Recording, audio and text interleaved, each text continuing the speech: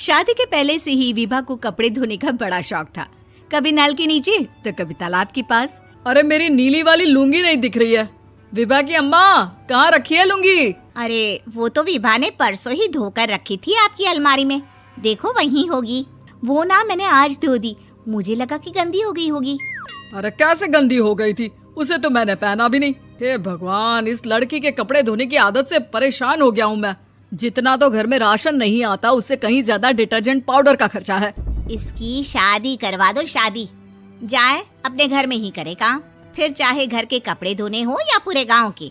हाँ ठीक बोल रही हूँ, देखता हूँ मैं कोई लड़का। वो दिन भी आ जाता है जब विभा को देखने लड़के वाले आ जाते हैं। लड़की मुझे अच्छी लगी।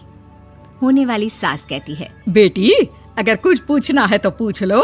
वैसे तो हमारी लड़की बहुत ही शर्मीली है, जो बोल दो वो मान लेती है, इसे क्या पूछना होगा। अरे कैसी बात कर रही हो माँ, मुझे इन लोगों के घर रहना है, सवाल तो कई है।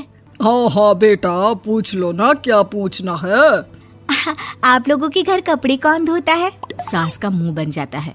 देखो, अगर तुम ये कहना चाहती हो कि तुम्हें कपड़े धोने नहीं आते तो सुन लो, कपड़े मैं ही धोती हूँ, लेकिन तुम्हारे आ जाने के बाद मैं रुमाल तक नहीं धोऊंगी। अरे चुप रहना भाग्यवान, बहू बेचारी घर आई नहीं, उसे डराना शुरू कर दिया। वो क्या है ना बिटिया, अभी तक तो ये कल्लू की माँ ही धोती थी, लेकिन अब तुम्हारे पापा तो दहेज में वॉशिंग मशीन देंगे ही। तभी विभा की माँ बोल पड़ती है, सवाल भी पूछा तो क्या। वैसे भाई साहब, मशीन की तो फिर भी कपड़े धोने की कैपेसिटी होती है। मतलब जो बिटिया दे रहे हैं ना विभा, इसे कपड़े धोने का बहुत शौक है। ये आप लोगों के क्या, आस पड़ोस गांव मोहल्ले सबके कपड़े धो दे और उफ तक ना करे। बाहर देखा नहीं आपने कितने कपड़े सूख रहे हैं, सब हमारी बिटिया ने ही तो धोए हैं। बस भी करो ना माँ, शर्म आ रही इतनी तारीफ सुनकर।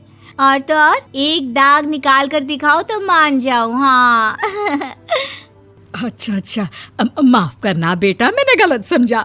हमें तो रिश्ता बहुत पसंद है। और ऐसे जुड़ जाता है रिश्ता कपड़े धोने का शौक रखने वाली विभा का। उसकी शादी हो जाती है कोयला फैक्ट्री में काम करने वाले कल्लू के साथ। शादी के बाद अचानक विभा चिल्लाती हुई सास के पास आती है। सासू माँ, अरे सासू माँ कहाँ है आप? ये तो धोखा है, धोखा दिया आप लोगों ने मुझे। इसे ससुर के चक्कर के बारे में पता चल गया।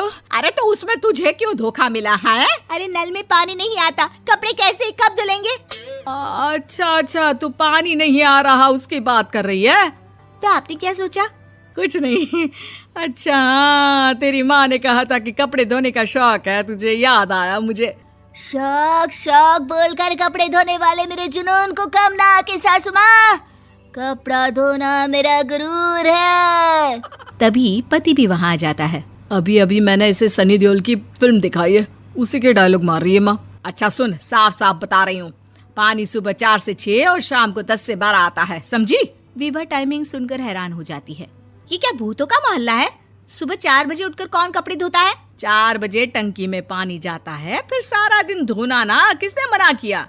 अरे कैसी बात कर रही हैं? 200 लीटर की टंकी में कितने कपड़े धो लूंगी मैं, सुबह ही उठ जाऊंगी मैं। अब क्या था, विभा सुबह 4 से लेकर रात के 12 बजे तक कपड़े ही धोती रहती। एक रोज सास पड़ोस से निकलकर कहीं जा रही होती है कि साथ वाली कहती है, हाँ कल्लू की माँ, जरा ये बताओ कि 2 साड़ी है, 2 ब्लाउज और एक पेटीकोट और एक नाड़े वाला लंबा कच्छा। हाँ तो? अरे तो क्या, कितना लोगी धुलाई ये बताओ। धोबन दिख रहे हैं हम क्या? हमारे पति सरकारी नौकरी से अभी रिटायर हुए हैं और बेटा सुपरवाइजर है कोयला फैक्ट्री में। धोबन समझ रखा है हमें?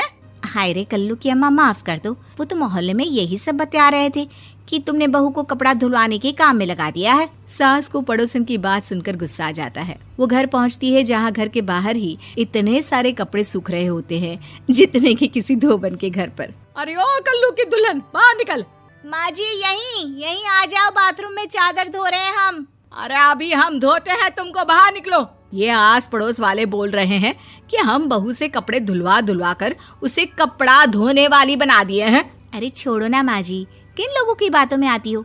आस पास के लोगों का तो काम ही होता है कि वो किसी तरह सास बहू को लड़ा दे। बहू सारे घर के कपड़े धोती है, ये क्या कम है? बोलिए। सास को भी लग जाता है कि वो बहू का ये सनकीपन नहीं छुड़वा सकती, इससे अच्छा है कि खुद ही चुप हो जाए। एक रोज सास और बहू मंदिर जाते हैं, जहाँ सास की साड़ी वहाँ खड़ी भीख मांगने वाली से मिलती है। माँ जी क्या बात है, आपकी साड़ी उस भिखारन से कितनी मिल रही है ना? हाँ हाँ देखो तो, दोनों की साड़ी मिल रही है। क्या बात है कल्लू की अम्मा, तुम खुद को तो अफसर की बीवी बताती हो और ऐसी सिंपल सी प्लेन साड़ी पहनकर घूमती हो। सिंपल और प्लेन नहीं है ये साड़ी। तो क्या सोने के धागे से फूल बने हैं? कुछ भी सासू माँ, कुछ भी। हाँ बने थे इस साड़ी में सोने के धागे से फूल। मेरे पति लेकर आए थे मद्रास से स्पेशली मेरे लिए 10,000 की। ताहे भाई साहब इस भिखारन के लिए भी सेम टू सेम साड़ी लेकर आए होंगे 10,000 की। सास उस वक्त तो कुछ नहीं कहती, लेकिन बहू के साथ घर आती है और अलमारी से एल्बम निकाल कर लाती है। ये साड़ी देख रही है, ये वही साड़ी है जिसे मैंने अभी पहना था। इस साड़ी में ये जो चमकदार फूल दिख रहे हैं ना, ये सोने के धागों से काढ़े गए हैं। लेकिन तू लोकल वॉशिंग मशीन ब्रश से घिस घिस कर सारे फूलों को निकाल कर साड़ी प्लेन कर दी। मुझे माफ कर दीजिए सासू माँ। और तो और, जब मैंने तुझे तेरी गलती के लिए कुछ नहीं कहा, लेकिन तूने तो सबके सामने मेरा मजाक ही बना दिया। क्यों? बहू को समझ में आ जाता है कि अब से उसका कपड़े धोना बंद।